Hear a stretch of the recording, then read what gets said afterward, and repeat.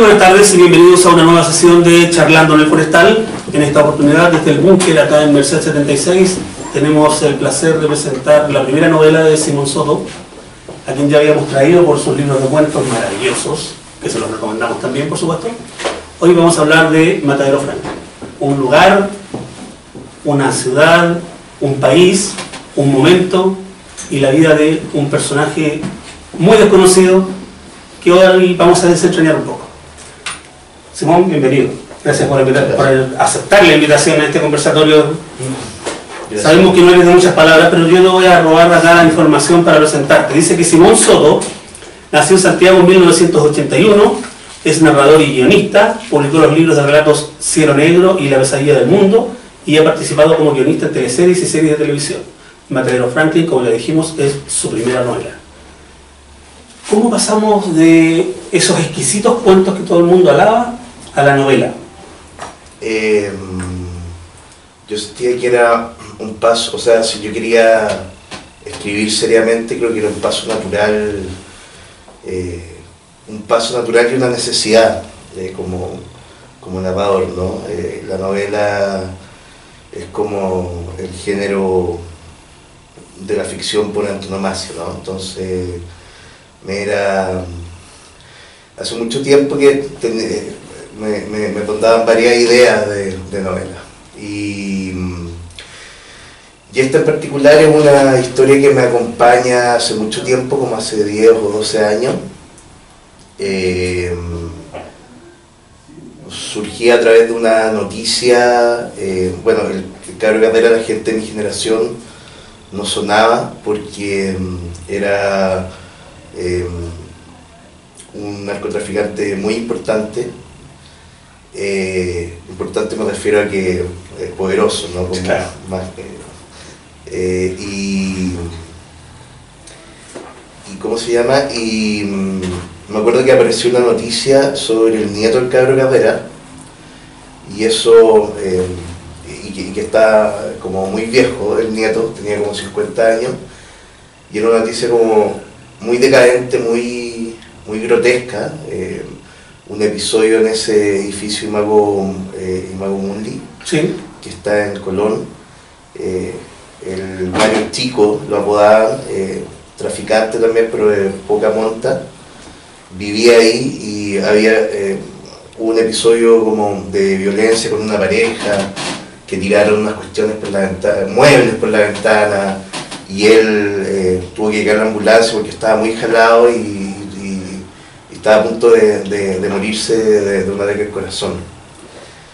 Y como que tenía los recuerdos de los funerales del Cabro Carrera, que fue el año 99, muy bullado, con una asistencia de gente muy grande, con muchos honores, con muchas coronas, incluso como los que aún quedaban, los viejos periodistas de crónica asistieron y le rendieron honores también al Cabro Carrera y todo eso, y como que dije, chuta, de ahí a este nieto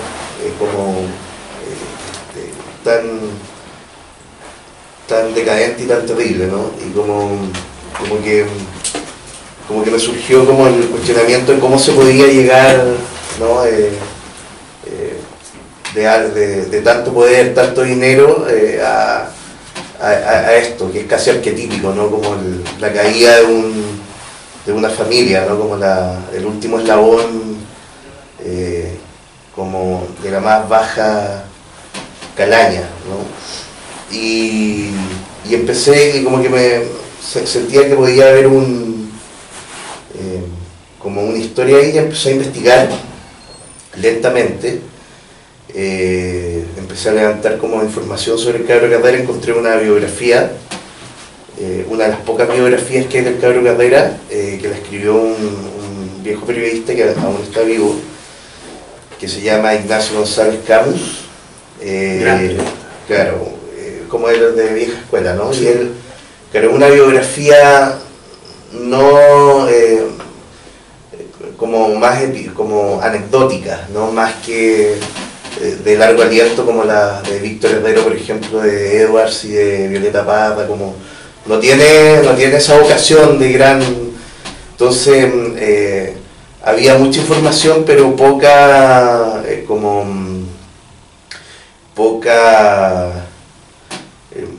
era difícil hacerse una idea del gran arco de la vida del cabro, ¿no? Salvo estos episodios, y después los más conocidos que son como en los 80, cuando empieza a traficar cocaína a Holanda y es muy poderoso. Pero lo que más me interesó ahí era que Camus hablaba al comienzo del libro de los inicios del cabro Carrera, y hablaba mucho como del espíritu del barrio Matadero Franklin, ¿no? Y hablaba como de la orgánica que había ahí, y eso me pareció muy atractivo, y supe de inmediato que ahí había un material que tenía que ser narrado, ¿no? Y que tenía también que ver como con ciertos intereses míos que se podían hilar, ¿no? Como que había la intuición, ¿no es cierto?, como de una suerte de mafia a la chilena. ¿Qué más? Estaba como todo el nexo que tenía el cabro con el comercio del barrio Franklin, que era un barrio muy popular pero muy movido, ¿no? Y porque el centro del barrio era el matadero, donde se faenaba, ellos, los mataríferos llamaban beneficiar, en la novela se respeta eso, no se dice matar ni sacrificar, ellos decían que beneficiaban a los animales. Irónico, pero también muy significativo. Y entonces empecé como a investigar como ese mundo, ¿no? Encontré un viejo como pasquín. Vale, que no cruja. Para adelante. Ahí es. Pero no creo que eso. Lo vamos a pasar. Entonces hablaban de...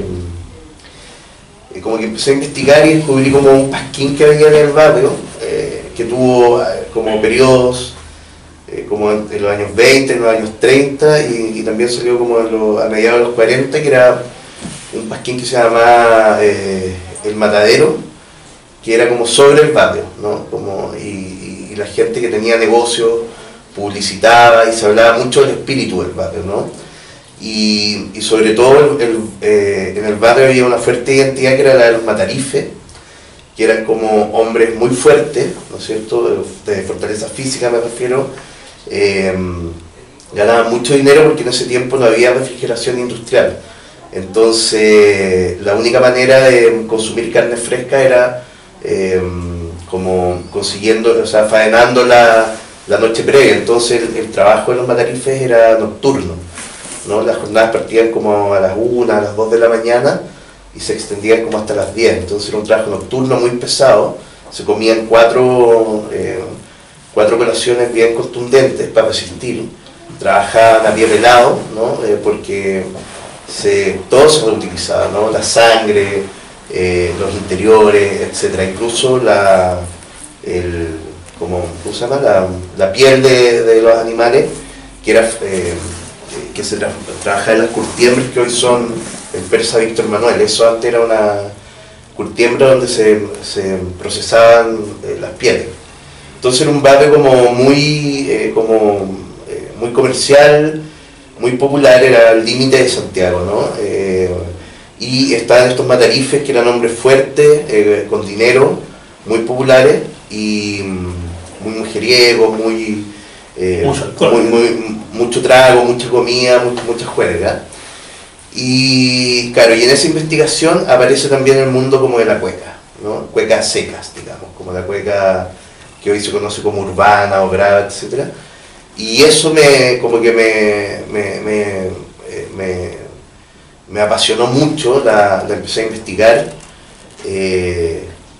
Conseguí un libro que lo reeditó ahora hace poco en la Universidad Católica, que se llama Chilena Cueca Tradicional, que es muy interesante porque el libro como que lo lleva digo porque voy a explicar por qué, como que lleva la investigación del proceso un musicólogo, un académico muy importante que se llama Samuel Claro, y que él descubre a un viejo como investigador de la cueca, un señor que se llamaba Fernando González Marabolí, y que fue matarife y boxeador, y muy culto y muy estudioso, pero sin formación académica, digamos. Solo era un gallo que como que llegó, recopiló información, escuchó mucho, anotó muchas cuecas, muchos versos, y él tenía como una teoría como media esotérica sobre la cueca. Él decía que había rastreado como el origen de la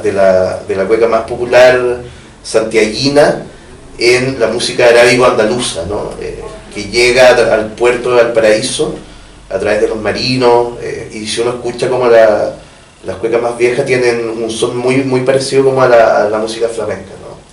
Entonces él hace ese rastreo y elabora como una tesis que los 6 octavos, que es la métrica de la cueca, las tonalidades, ¿no es cierto?, como los octosílabos, todo eso crea como un estado como medio de trance, ¿no? Sumado al baile, ¿no? que la cueca es muy acotada y ordenada, ¿no? El baile tiene ciertos códigos, etc. Entonces eso dije, acá esto es muy potente, y este viejo llegó a esa teoría. Entonces Samuel Claro con otras 2 académicas recopilan, le sacan toda la información a González Marabolí, y está este libro donde la mitad del libro es como Samuel Claro como que baja teóricamente lo que dice González Marabolí. Hay una reflexión sobre los elementos de la tierra que se conectan, cuándo suena la cueca, etc. Y lo más interesante es que la cueca era una música como también muy propia de lo que ocurría en el carrete, por llamarlo de alguna manera, ¿no? Los gallos se ponían a percutir en las mesas o tocaban con los cubiertos y se unían al canto, ¿no? Y claro, y como sumando todos esos elementos, yo sabía que eso tenía que estar, yo quería que estuviera, ¿no? Como sentía que todo eso iba componiendo en este tiempo de investigación, que se iba componiendo un mundo, un universo, ¿no? Y también otra parte del libro es como lecturas como de la novela social chilena, ¿no? Que yo siento que esto es distinto, pero tiene un alimento de eso, ¿no? De Gómez Morel, ¿Y en qué lo sientes distinto? Yo te sentí igual. Porque es otra escritura, digo, es otra... yo trabajé con una conciencia de la estructura muy fuerte, trabajé mucho la estructura del libro antes de ponerme a escribir, ¿no? Entonces, yo siento que en general como los libros de ese periodo son más espontáneos, ¿no? El lenguaje está al servicio de esa fuerza, de esa espontaneidad, ¿no? Y que son muy distintas entre sí. Entonces yo por eso siento que esto es como es distinto, porque tiene pero sí bebe, ¿no?, de algunas cosas, sobre todo de 2 novelas muy importantes que son una de las pocas que tratan específicamente el mundo del Vater Franklin, que es Ijuna de Sepúlveda Leighton, que es como entre los años 10 o 20, no recuerdo bien, y La mala estrella de Perucho González de Alberto Domero, que hay hartas referencias a la literatura de Domero en el libro, y que los personajes, el personaje Perucho González es hijo de un matarife, y es como la caída, la tragedia de Perucho, ¿no? Que al abandonar el barrio Franklin, ¿no? Es como un joven adolescente que comete la osadía de por San Diego cruzar hacia el Santiago de la Chimba, de Bandera, ¿no es cierto?, del barrio Mapocho, y eso lo pervierte, ¿no? Y termina asesinando a un hombre. Entonces como que también hay una obra de teatro de Paco Divano, por ejemplo, hay literatura que tiene que ver con el barrio, pero no específicamente sobre ese lugar, y lo que hay es muy antiguo. Entonces es como que yo sentí que había que volver a narrarlo. Eso. Igual es poca la literatura que hay sobre los bajos fondos, o sea, y menos aún sobre ese barrio. O sea, sobre ese barrio específicamente no, o como el trabajo en profundidad de ese barrio es bastante acotado, digamos. Entonces yo sentía que había que nadarlo, ¿no? Como que había que volver a nadarlo. La orgánica como de los Matarifes me parecía muy potente, muy atractiva. Eso. Pero es muy entretenido como tú nos llevas de un barrio a otro. Cuando los personajes se desplazan dentro de Santiago y tú vas describiendo las calles, sí, y nos vas contando qué había en esas calles, es demasiado visual. Ahí está sí, otro yo. Sí, me lo han dicho harto y claro, yo creo que tengo que aceptarlo finalmente. Que sí hay una como parte de cómo uno escribe, ¿no? De formación profesional, ¿no? Pero igual tengo que decir que yo igual trabajé como con una fuerte alarma de apuntar hacia el lenguaje, ¿no? Que, o sea, parece que la cuestión me sale visual, aunque no quiera, digamos, pero previo a eso yo como que, por eso también trabajé tanto en la estructura antes, para poder tener como un esqueleto donde poder desplegarme en términos de lenguaje como literariamente, digamos, como en un más puro sentido, ¿no? Como eso. Claro, y si bien toda esa estructura está muy bien hecha, obviamente funciona bien, se pone al servicio de la historia, lo que más nos resalta es lo bien retratados que están, como te decía, los espacios, los personajes, el comportamiento de la época. Ahí hubo un trabajo de chino para ver, o sea, sí, vestimenta, el comportamiento que tomaban. Sí, no, porque también hay hay intuición y también hay mucha mentira, digamos, como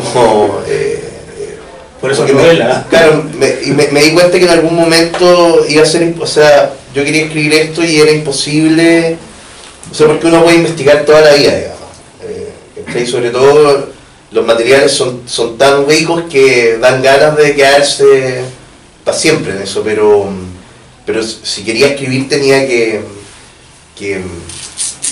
hacer como romper eso, ¿no? Como decir, ya, tengo que escribir y era obvio que en algún momento iban a haber cosas que yo no iba a manejar y que la historia sola las iba a dar, ¿no? Entonces siento que también hay un poco de eso, como también lo que uno cree de lo que fue, ¿no? Como en ese sentido, por eso no es el cabro Carrera y es el cabro solamente, y no es Mario Silva Leiva, sino es Mario Leiva, ¿cachai? Porque está inspirado como en los hitos más relevantes del cabro Carrera, pero para poder escribir lo que yo quería escribir tenía que meterle mano a la historia y torcerla. Y por ejemplo los hermanos Azócar, el Toto y el Oscaro existieron, fueron grandes enemigos del cabro Carrera, pero en otra dinámica mucho más como se agarraron a balazos un par de veces, hubo unos cortes con cuchillo, pero era todo mucho más menos épico, digamos, o sea, en el sentido menos grandioso, sino que como era todo bastante más común y corriente, ¿no? Entonces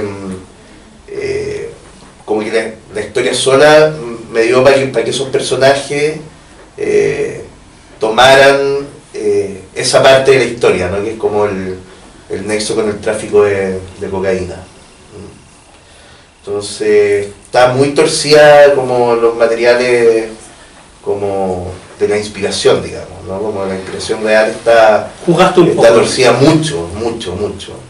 Entonces, claro, por eso me importaba como que fuese inspirada en, que no fuese el cabro Carrera, sino el cabro, porque eso ya era engaño, ¿cachai? Como alguien podría creer que era una biografía. Claro, y no es eso, está muy lejos de ser eso, ¿cachai? Hasta aquí vamos bien. Como los veo con cara de pregunta, abramos la conversa. Si alguien quiere participar, está invitado. ¿Algún comentario de lo que hemos dicho hasta aquí? ¿Alguien que haya leído el libro? Técnica, ¿Sí? Decías que los beneficiarios eran los mataríferos. Sí. Y beneficiarse del animal, a mí entendía que era beneficiarse uno del animal, no, era beneficiar al animal. Beneficiar al animal, claro, porque era como una especie como de gesto de generosidad que se le permitía al animal con la gente que se iba a alimentar de eso, ¿no? Y también es importante lo otro que decía, yo creo que es como todo se ocupaba, ¿no? Incluso la sangre, ¿no? Los suelos del matadero eran de piedra y tenían como un declive porque la sangre fluía y después se hacían prietas, ¿cachai? Se utilizaba. Y en el matadero habían unos niños que los llamaban miliqueros y que recorrían la cuestión con una carreta y recogían los interiores, así como, ¿no? Toda esa delicia la estaban ahí y todo se ocupaba, ¿no? Entonces sí, yo creo que tiene que ver un poco con eso, ¿no? Como el animal beneficia, ¿no? También al que va a consumir ese alimento, ¿no? Como... ¿Fuiste ahora último sí, a Franklin? Sí, mucho. ¿Lo encontraste muy cambiado con respecto a la investigación que estabas haciendo para el libro? Sí, mucho, también, sí. O sea, por ejemplo, donde está el matadero, lo más importante sigue en pie, que es como la sección vacuno, que es todo ese galpón grande que está en Placer, entre San Francisco y la calle que está más abajo. No me acuerdo cómo se llama la calle que está un poco más abajo. Pero está, claro, es que ahora está pintado azul y venden muebles, pero está la estructura íntegra, salvo los pisos obviamente, por el declive no, solo eso sirve para que la sangre fluya, ¿no? Pero como que nivelaron el piso y entonces creo que tiene como baldosas, no me acuerdo. Y está como perpendicular está la sección cerdos, que es muy bonita también arquitectónicamente y que es un supermercado ahora, pero el armatoste es el mismo que había en ese tiempo, digamos. Sí. Igual es raro llegar hasta la otra cuadra, hacia arriba, y darse cuenta de que en el libro de ahí para allá no había nada. No había nada, sí. Y ahora hay construcción, es otro Chile. Sí, era un límite, ¿no? Era un límite también muy como... Que no solamente moral era físico, incluso, claro, creo, no solo era físico, también era de orden. Claro, y lo otro que está es la Plaza de Toro, donde hay una fuente, ¿no? Eso está intervenido igual, como que hay pasto y cuestiones, pero eso también era de una parte integral como del lugar. Igual están los galpones de Víctor Manuel que están bastante parados también, que eran las curtiembres, ¿no? Entonces, sí, y hay algunos, por ejemplo está el Manchado que aparece un poco ahí. Yo inventé un bar que era la Picada del Negro Jorquera, sí, también para manipular todo lo que necesitara, pero aparece el Manchado en algunas partes del libro, que es un bar que existe todavía de nuevo no me acuerdo la calle, pero es una calle como chica, interior, y ese lugar está ahí desde mucho tiempo, desde como 100 años ese bar. Y sigue ahí y están volviendo a tocar cueca y como gente más joven, etcétera. Eso también te lo iba a recalcar, que ya hay un ambiente ahí que tiene que ver con recuperar tradiciones, con tradiciones buenas, no con la otra, y que tiene que ver con la música. ¿Quién te asesoró en la parte musical o lo hiciste solo? Sí, yo lo hice solo. Sí. Wow. Y escuché mucha cueca y me di cuenta de, como antes me cargaba mucho, ¿no? Porque me imaginaba como ir al colegio y que te disfrazaban de guaso y todo ese infierno, ¿no? Como, y claro, y Y claro, investigando me di cuenta que era una cuestión totalmente distinta, digamos, como esa cueca que inventa la dictadura, ¿no? Como baile oficial, como incluso por ejemplo, la Rosa del Clavel cambia la métrica, ¿no? Como quiebra como los octosílabos y la métrica, y eso para los cuequeros como tradicionales y viejos es un pecado, ¿cachai? Entonces como que eso fue agradable, descubrir que esa cuestión era mentira, digamos. Y claro, yo ahí como la gente dice, no, la cueca es fea, como piensan que la verdadera cueca es la pinochetiana, digamos, como la de... Los que han denominado tradicional. Claro, la oficial, ¿no? Sí. Como la de salón. Oficial suena mejor. Claro, y otra cuestión, como las líricas, ¿no es cierto? Y escuché mucha cueca, obviamente escuché a los chileneros y como... cueca como Nano Núñez, cueca antigua, y también mucha nueva. Y hay grupos muy buenos.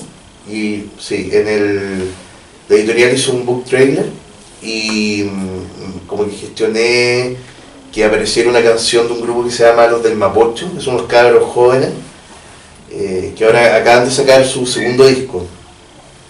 Y como que incluso tocan la primera cueca que tocan es una letra que rescata a González Marabolí en ese libro que te contaba, porque un pequeño paréntesis, ese libro es la mitad como teórico y la otra mitad son como 500 cuecas que recopiló González Marabolí en mucho tiempo. Y aparece ellos abren el disco con una cueca que recopila este viejo y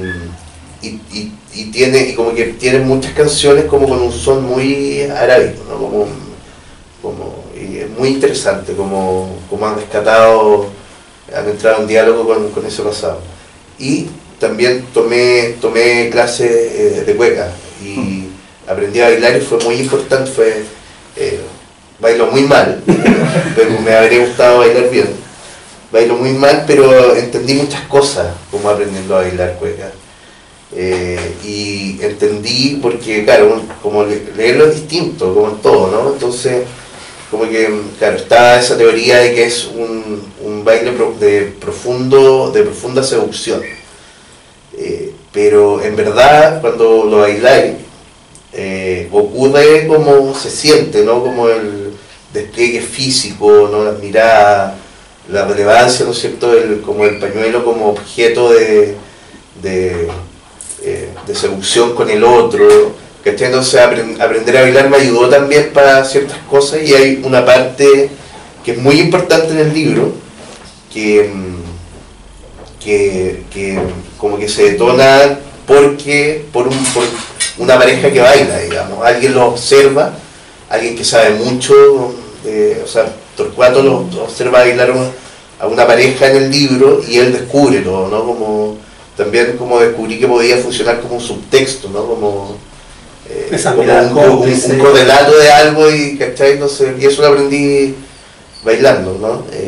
Aprendiendo a bailar, y es muy complejo como bailar cueca, porque además tiene también un componente de uno, ¿no? Como no es solo esquemático, sino que también está tu expresión en el baile, y eso me sirvió para entender muchas cosas, me sirvió como material narrativo también. Y ese lenguaje, aparte del lenguaje visual que aprendes de las miradas cómplices en la cueca, también relatas muy bien el lenguaje y los códigos de los matadifes y de los ladronzuelos de la época. Es muy raro cómo ha cambiado. En un capítulo tú narras que al chico lo toman, se lo llevan. Hoy en día es la puerta giratoria, pero es prácticamente lo mismo. Los bandidos chicos la sacan cara y los otros no. Sí, pues, es que hay plata, hay plata, la weá. Bueno, no lo dije yo, así que no me voy a censurar esta vez. ¿Preguntas, comentarios de lo que estamos hablando? ¿Alguien que le haya interesado, que haya leído o que no lo haya leído? Los que no vienen llegando recién. Yo sé que lo leyeron, si ustedes lo leyeron. ¿No hay más preguntas? Estupendo. ¿Qué más podemos contar? Hasta aquí hemos contado que hablamos de la Cueca, que hablamos del barrio Matadero Franklin, que tu investigación sobre el Cabro Carrera nació de una noticia que viste, pero no hemos contado los detalles de cómo te fuiste hacia atrás. ¿Cómo te fuiste hacia atrás la historia para contar de los padres, para contar ese mundo que no era de Santiago, que también está muy bien retratado? Eso lo llevaste por otro carril. Sí, no, eso ya es trabajo como de ficción nomás, como, no todo obviamente, pero, o sea, el Cabro Carrera sí quedó huérfano muy tempranamente, a los 8, acá de los 6 años, y la mamá trabajaba en Cristalerías Chile, y yo creo que eso es importante, como esa, ¿no? Es importante como que haya perdido como a la madre y que no haya habido nadie más, ¿no? Como, eso dice mucho de una época, ¿no? Y de Chile también, creo yo, como es algo que permite entender mucho, ¿no? Hasta hace poco habían hijos como naturales y otros pasados por la libreta. Eso tiene mucho que ver con el país entero, con el espíritu del país. Sí, porque los chicos en esas condiciones los criaba un pariente, los criaba un amigo, o se criaban solos. Claro. Sí, y el Cabro Carrera recibió balazos, le pegaron unos cortes en la cabeza, lo apalearon, y lo apalearon no una vez, como no me acuerdo si 3 o 4 veces, digamos, y no en el brazo, sino que recibió en el estómago, y increíble como sobrevivía, y ¿no? Como que eso también me hace un eco, ¿no? Como estos animales que aprendieron a resistir en la adversidad, ¿cachai? Es heavy, ¿no? Me da mucha risa la semana pasada me hicieron una entrevista en La Tercera y la subieron a la plataforma de internet, y había unos comentarios de un caballero que decía: ¿hasta cuándo? ¿Cómo es posible que le hagan este caballero tantas cosas buenas que hay para escribir, y le hace un homenaje al Cabro Carrera? ¿Cómo es posible? ¡Qué vergüenza! Lo encontré muy chistoso, claro, como ver solo esa capa, ¿no? Como del personaje, ¿no? Como no entender que ese mundo también tenía que ver como con un macro mundo que condicionaba esa cuestión, ¿cachai? Como esa adversidad, ¿no? O sea, en esos tiempos, el analfabetismo, el alcoholismo, en hombres y mujeres, era una hueá brutal, y tiene que ver como con lo terrible también que era el país, ¿no? Como lo precario también, ¿no? Como eso no es solo como que quieren delinquir, sino que tiene que ver con otra cuestión. Y como yo también quería como, o sea, no sé si lo quería, pero siento que también tiene un poco que ver con eso, como entender por qué, como, ¿cachai? ¿De dónde viene? Claro, sin querer defender, claro, sin querer sí, no, eso está bien, claro, explicar el ni bien porqué. ni más, sino que como la complejidad de las cosas en realidad, ¿no? Que son grises, ¿cachai? Entonces y ese caballero no era el único que comentaba eso, ¿no? Como mucha gente dice: sí, es verdad, ¿no? Estamos llenos de delincuentes, y le hacen homenaje. Era muy chistoso. Eso. ¿Y de hípica sabías algo antes de esto? Un poco, sí, pero investigué. De hípica yo investigué, me gustaba y todo, cachaba un poco, pero me metí ya hace algún tiempo, aposté, pero me dio miedo porque me podría haber quedado pegado y ya no, o sea, sumar otra hueá más, Al currículum. entonces era demasiado, ¿cachai? Pero sí, y bueno, y aparecen porque eran cosas muy importantes en la época. El boxeo era como el fútbol hoy, Claro. La gente escuchaba los combates en la radio, era algo muy, muy importante. Entonces, y en el barrio el gimnasio Magallanes existía, o sea, había un fervor también, ¿no? Bueno, González Marabolí fue matarife y boxeador también, digamos. Entonces era un deporte que se practicaba mucho, ¿no? Y también tiene que ver un poco con el espíritu del libro, que de nuevo me doy cuenta una vez que ya existe, digamos, que también yo siento que hay una reflexión como con la masculinidad, ¿no? Como con una masculinidad pretérita, vieja, ¿no? Como de que el ser hombre esté vinculado como a esos códigos, ¿no? Son cosas que uno no se cuestiona antes, pero que aparecen después, ¿no? Como te vas dando cuenta que estaba ahí, ¿no? Como uno lo carga de manera inconsciente, ¿no? Y se va explicando en el texto. Entonces, por eso también me importa, o sea, como que siento que aparecen esas cosas, ¿no? Como el box, ¿no es cierto? Los caballos, etc. Y muchos cuchillos.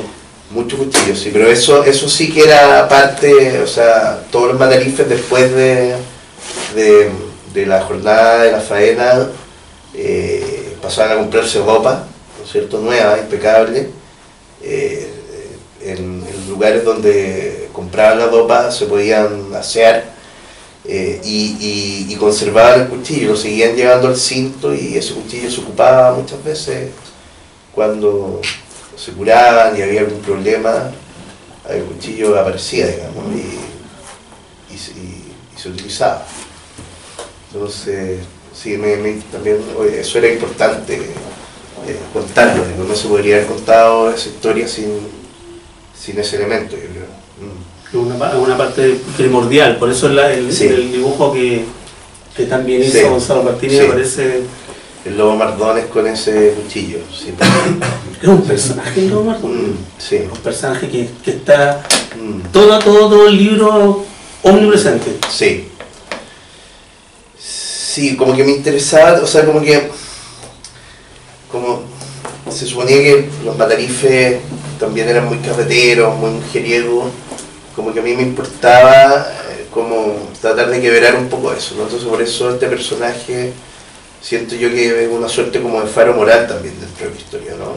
En conflicto consigo mismo, ¿no? Como a pesar de sí mismo, ¿no? Como que No podía dejar de vivir como se vivía. ¿cachai? Y también la violencia y la agresividad estaban en el latente, ¿no? Pero la evita, ¿no?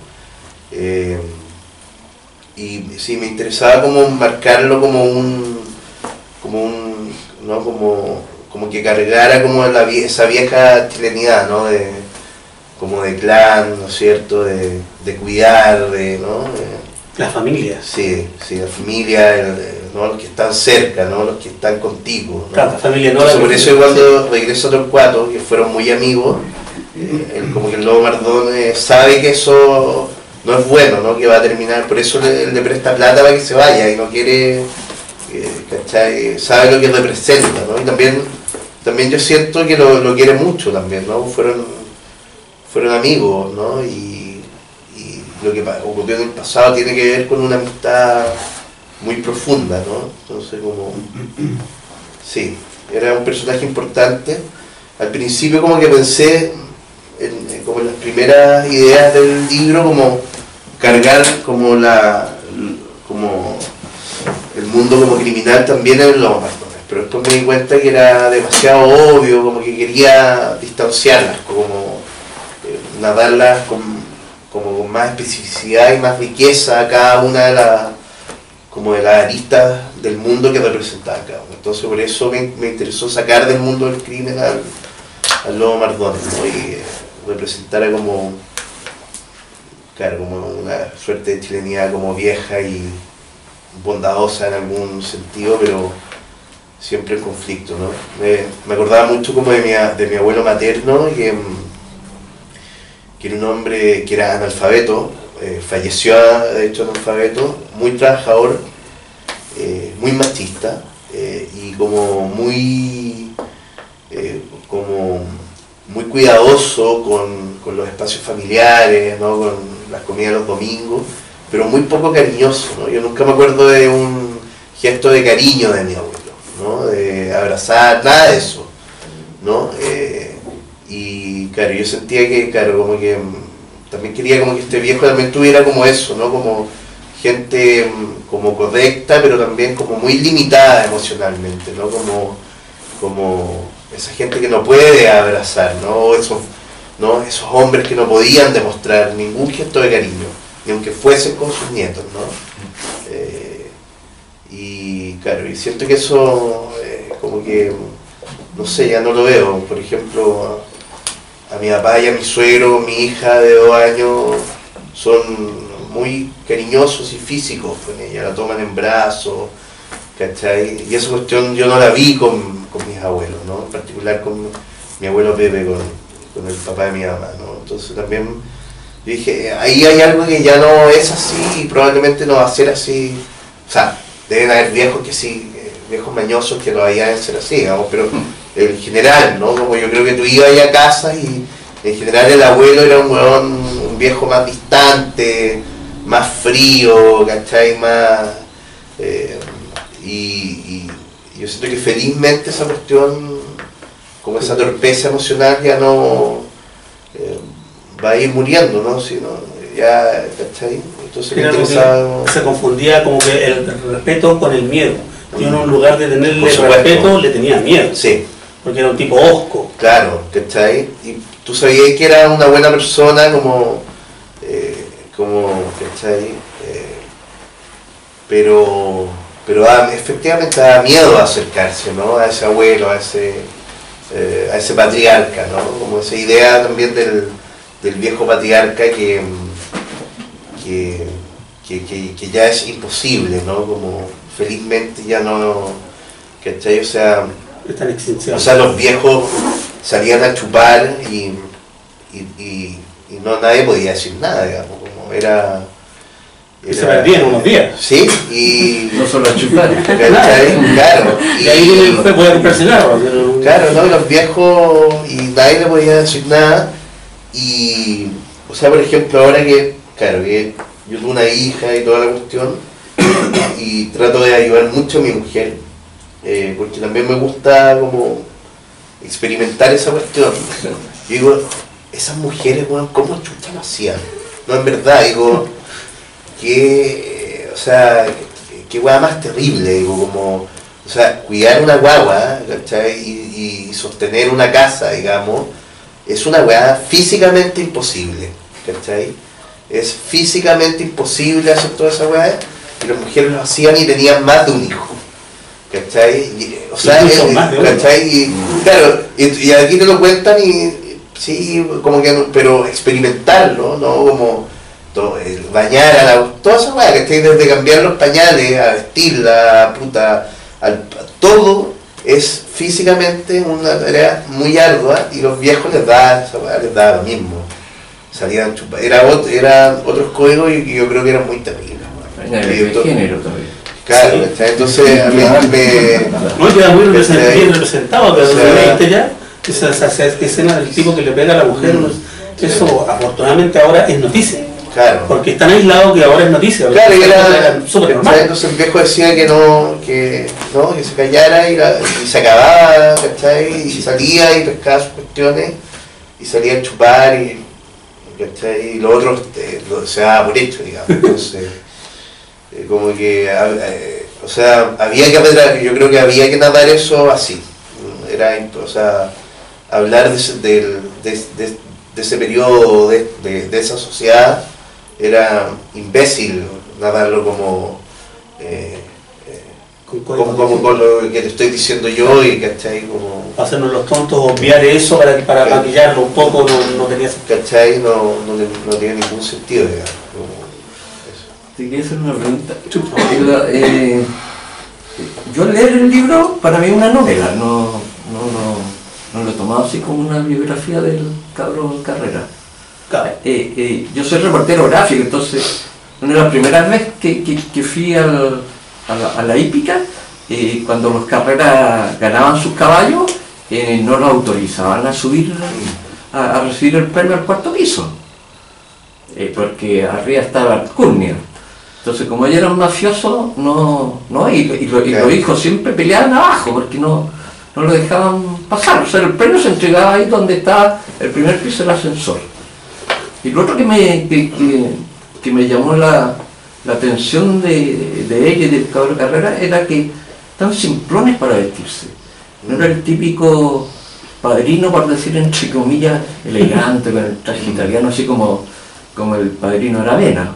Pero era muy simple, nunca los vi tan vestidos elegantes. El episodio que hizo usted del Tu Hípico tiene el origen en cuando asume Nelson Meri la dirección de investigaciones.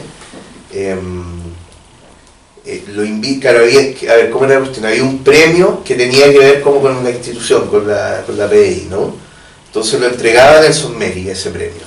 Y corría justamente en esa carrera un caballo del cabro Carrera, y estaba andando la operación Ana Frank, que fue la que desbarató las redes de narcotráfico del cabro Carrera.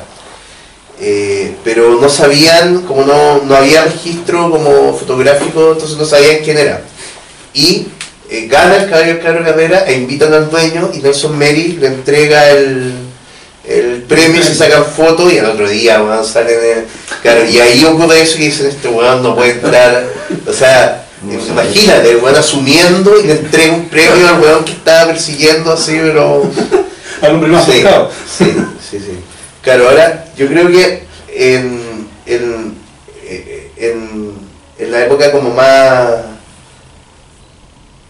viejo el cabro Carrera, claro, se vestía más sencillo, pero sobre todo los matarifes en ese periodo les gustaba vestir bien porque tenían poder adquisitivo, y les gustaba, además, como trabajaban, ¿no es cierto?, en matadero de manera muy precaria, les gustaba como ostentar salir pinteados a la juerga, ¿no?